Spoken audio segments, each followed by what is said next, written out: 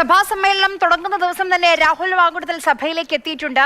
വരും ദിവസങ്ങളിൽ സഭയിൽ ഉണ്ടാകുമെന്നുള്ളതാണ് അറിയാൻ കഴിയുന്ന കാര്യം. മാധ്യമങ്ങളുടെ ചോദ്യത്തിനൊന്നും മറുപടി പറയാൻ രാഹുൽ തയ്യാറായിരുന്നില്ല. എല്ലാ പഴിയും മാധ്യമങ്ങൾക്ക് ഇട്ടുകൊണ്ട് രക്ഷപ്പെടുകയായിരുന്നു രാഹുൽ.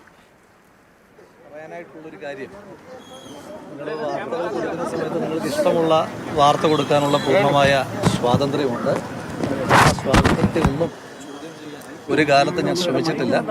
പക്ഷേ അതിന് യാഥാർത്ഥ്യത്തിൻ്റെ എന്തെങ്കിലും ഒരു പരിസരം വേണം എന്ന് നിങ്ങളോട് വളരെ സ്നേഹത്തോടെ വിനയത്തോടെ അഭ്യർത്ഥിക്കുവാൻ ആഗ്രഹിക്കുകയാണ്. ഇന്ന് കണ്ട 2 വാർത്തകൾ മാത്രം പറയാം. ഒന്ന്, നിങ്ങൾ കൊടുത്തൊരു വാർത്ത നേതൃത്വത്തെയും പാർട്ടിയും ധിക്കരിച്ച് രാഹുൽ നിയമസഭയിലേക്ക് എന്നാണ് പറഞ്ഞത്. ഒന്ന്, ഏതെങ്കിലും കാലത്ത് പാർട്ടി അനുകൂലമായതോ വ്യക്തിപരമായി പ്രതികൂലമായതോ തീരുമാനം എടുക്കുമ്പോൾ ആ തീരുമാനത്തെ ധിക്കരിക്കുവാനോ ലംഘിക്കുവാനോ ഒരു കാലത്തും ശ്രമിച്ചിട്ടുള്ളൊരു കോൺഗ്രസിൻ്റെ പ്രവർത്തകനല്ല ഞാൻ. അപ്പം ഇപ്പോഴും സസ്പെൻഷനിലാണെന്ന് പറഞ്ഞാലും ഞാൻ പരിപൂർണമായി പാർട്ടിക്ക് വിധേയനായി മാത്രം പ്രവർത്തിക്കുന്ന ഒരാളാണ്. മറ്റൊരു വാർത്ത വന്നത്, ഞാൻ ഇന്ന് ഏതൊക്കെയോ നേതാക്കന്മാരെ കാണാൻ ശ്രമിച്ചു, അവരാരും കാണാൻ സമ്മതിച്ചില്ല. ആ വിഷയത്തിലും എനിക്ക് പറയാനായിട്ടുള്ളത്, ഒരു സസ്പെൻഷൻ കാലാവധിയിൽ ഉള്ള ഒരു പ്രവർത്തകൻ എങ്ങനെയൊക്കെയാണ് പെരുമാറുന്നത് ഈ പാർട്ടിയുടെ നിരവധി കാലമായിട്ടുള്ളൊരു പ്രവർത്തന നിലയിൽ എനിക്കുണ്ട്. അപ്പോൾ അതുകൊണ്ട് ഞാൻ ഒരു നേതാവിനെ കാണാൻ ശ്രമിച്ചിട്ടില്ല. കാരണം സസ്പെൻഷൻ പീരീഡിന് ചില മാനദണ്ഡങ്ങളുണ്ട്. വ്യക്തിപരമായി കാണാൻ ശ്രമിച്ചിട്ടില്ല, ആരെയും കണ്ടിട്ടില്ല, ആരും അനുവാദം നിഷേധിച്ചിട്ടുമില്ല. പിന്നെ മറ്റൊരു കാര്യം എനിക്ക് സൂചിപ്പിക്കാനായിട്ടുള്ളത്, ഇപ്പോൾ ഈ ആരോപണങ്ങളൊക്കെ ഉണ്ടായി, ചില മാധ്യമങ്ങൾക്ക് ഞാൻ മൗനത്തിലാണെന്നൊക്കെ വാർത്ത കൊടുക്കുന്നുണ്ട്. ഈ ആരോപണം വന്ന് തൊട്ടടുത്ത ദിവസം തന്നെ വളരെ വിശദമായ മാധ്യമ സമ്മേളനം നടത്തിയ ആളാണ് ഞാൻ. അത് കഴിഞ്ഞ് പിന്നെയും എനിക്ക് കുറച്ച് കാര്യങ്ങൾ കൂടി പറയണമെന്ന് തോന്നിയപ്പോൾ അത് ഞാൻ പിന്നെയും മറ്റൊരവസരത്തിൽ അതിനകത്തും ക്ലാരിഫിക്കേഷൻ വരുത്തിയ ആളാണ് ഞാൻ. ഇപ്പോൾ ഇതിനകത്ത് ഒരു അന്വേഷണം നടക്കുകയാണ്. ആ അന്വേഷണ സംഘത്തിൻ്റെ സാങ്കേതികത്വത്തിലേക്കൊന്നും ഞാൻ കടക്കുന്നില്ല ഇപ്പോൾ. പക്ഷേ നിങ്ങൾക്കൊരു കാര്യം ഉറപ്പുള്ളത്, ഈ ഇടതുപക്ഷ സർക്കാരിനെതിരെ ആദ്യമായി സമരം ചെയ്തപ്പോൾ 18ാമത്തെ വയസ്സിൽ ജയിലിൽ പോയ ആളാണ് ഞാൻ. പക്ഷേ ഏറ്റവും കൂടുതൽ കാലം ജയിലിൽ പോയത് പിണറായി വിജയൻ സർക്കാരിൻ്റെ കാലത്താണ്. അപ്പോൾ ആ അന്വേഷണത്തിൽ നിങ്ങൾക്ക് ഒന്നുറപ്പിക്കാം, എനിക്ക് യാതൊരു വിധമായ ആനുകൂല്യവും കിട്ടുന്ന അന്വേഷണമല്ല. മാത്രമല്ല, എനിക്കെതിരായി എന്തെങ്കിലും ഉണ്ടെങ്കിൽ എന്നെ കൊന്നു തിന്നാൻ നിൽക്കുന്ന ഒരു സർക്കാരിന് ഏറ്റവും വിശ്വാസമുള്ള അന്വേഷണ ഏജൻസിയാണ്. ആ സർക്കാരിന് ഏറ്റവും വിശ്വാസമുള്ളൊരു അന്വേഷണ ഏജൻസിയാണ് അന്വേഷണം നടത്തുന്നത്. അതുമായി ബന്ധപ്പെട്ട് അന്വേഷണങ്ങൾ നടക്കട്ടെ, ആ അന്വേഷണങ്ങൾ പുരോഗമിക്കട്ടെ. അതിൻ്റെ ഓരോ ഘട്ടത്തിലും അതുമായി ബന്ധപ്പെട്ട കാര്യങ്ങൾ വളരെ വിശദമായി നിങ്ങളോടെല്ലാവരോടും വളരെ കൃത്യമായി തന്നെ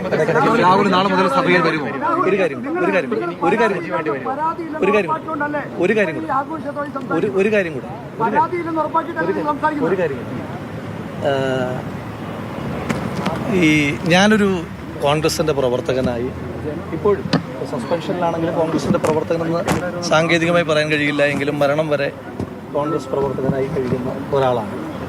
ഈ പാർട്ടിയുമായി ബന്ധപ്പെട്ട് ഏറ്റവും വലിയ ഒരു ക്യാമ്പയിനുമായി ബൂത്തുകളിലേക്ക് ഏറ്റവും സാധാരണക്കാരായ പാർട്ടി പ്രവർത്തകർ, പ്രായഭേദമില്ല, ചെറുപ്പക്കാർ തൊട്ട് നന്നായി നടക്കാൻ ആരോഗ്യമില്ലാത്ത മനുഷ്യന്മാർ വരെ ബൂത്തിൽ കയറുന്ന സമയമാണ്. ആ സമയത്ത് ഓരോരുത്തരും ബൂത്ത് ക്യാമ്പയിൻ നടത്തുന്നു, പോസ്റ്റർ ഒട്ടിക്കുന്നു, ചുവരെഴുതുന്നു.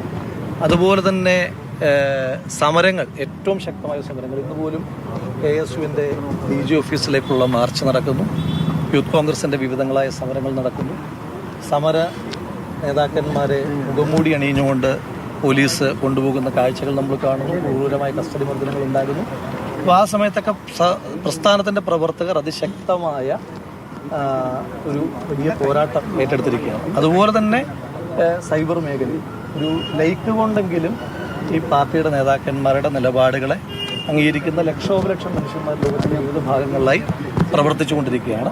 അപ്പോൾ ആ പ്രവർത്തകരോടുള്ള എൻ്റെ മുൻകാലങ്ങളിൽ പദവികളിൽ ഇരിക്കുമ്പോഴും ഞാനങ്ങനെ ഏതെങ്കിലും തരത്തിലുള്ള ആജ്ഞകൾ കൊടുക്കുന്ന ഒരാളാണ്, എന്ന് വെച്ചാൽ ഉത്തരവുകൾ കൊടുക്കുന്ന ഒരാളാണ്. എന്നും പ്രവർത്തകനായിട്ട് തന്നെ പ്രവർത്തിക്കുന്നു. ഇപ്പം എനിക്കൊരു പ്രവർത്തക നിലയിലുള്ള അഭ്യർത്ഥന എല്ലാ കോൺഗ്രസ് പ്രവർത്തകന്മാരും സർക്കാരിനെതിരായിട്ടുള്ള പ്രവർത്തനങ്ങളുമായി ഏറ്റവും ശക്തമായി മുന്നോട്ട് പോകുവാൻ നിങ്ങളുടെ ഇനിയുള്ള സമയവും ഊർജ്ജവും ചെലവഴിക്കണമെന്ന് മാത്രമാണ്. രാഹുലെ പ്രതിപക്ഷ നേതാവിനോട് സഭയിലേക്ക് എത്തുന്ന കാര്യത്തിൽ സംസാരിച്ചിരുന്നോ? പ്രതിപക്ഷ നേതാവിന്റെ ഒരു അനുമതിയില്ല രാഹുലിന് സഭയിലേക്ക് എത്താൻ എന്നുള്ള തരത്തിൽ ചില വാർത്തകളുണ്ട്. രാഹുൽ എന്നും പറയുന്നുണ്ട്. എങ്കിൽ പക്ഷേ രാഹുൽ പ്രധാനമായും പറയേണ്ടത് പുറത്തു വന്ന ഓഡിയോയെ കുറിച്ചാണ്. അതിലൊരു വിശദീകരണം രാഹുൽ നൽകൂ. അതൊന്ന് പറയും. അന്വേഷണ സംഘത്തിന്റെ പരിധിയിലിരിക്കുന്ന കാര്യങ്ങൾ, ആ പരിധിയിലിരിക്കുന്ന വ്യവസ്ഥയിൽ ഞാൻ പറഞ്ഞു ഒരു അന്വേഷണം നടന്നുകൊണ്ടിരിക്കുകയാണ്. ആ അന്വേഷണ സംഘത്തിന്റെ പരിധിയിലിരിക്കുമ്പോൾ അത്തരം കാര്യങ്ങൾ ഡയറക്റ്റ് ചോദിക്കാം, ആ ഓഡിയോ രാഹുലിന്റെ ആണോ? ആ ഓഡിയോ രാഹുലിന്റെ ആണോ? അല്ലോ, yes or no? Yes or no? ആ ഓഡിയോ രാഹുലിന്റെ ആണോ?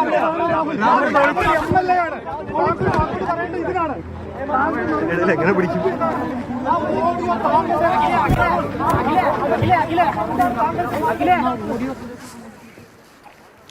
മാധ്യമങ്ങളുടെ ചോദ്യങ്ങൾക്കൊന്നും മറുപടി പറയാതെ പാലക്കാട് MLA മടങ്ങുകയാണ്. നേതാക്കളെ കാണാതെ ഇനിയിപ്പോൾ നാളെ മുതൽ നിയമസഭാ സമ്മേളനത്തിൽ സജീവമാവുകയാണോ രാഹുൽ മാങ്കൂട്ടത്തിൽ എന്നുള്ളതാണ് അറിയേണ്ടത്. രാഹുലിന് പറയാനുള്ളത് മാത്രം പറഞ്ഞ് രാഹുൽ മടങ്ങി.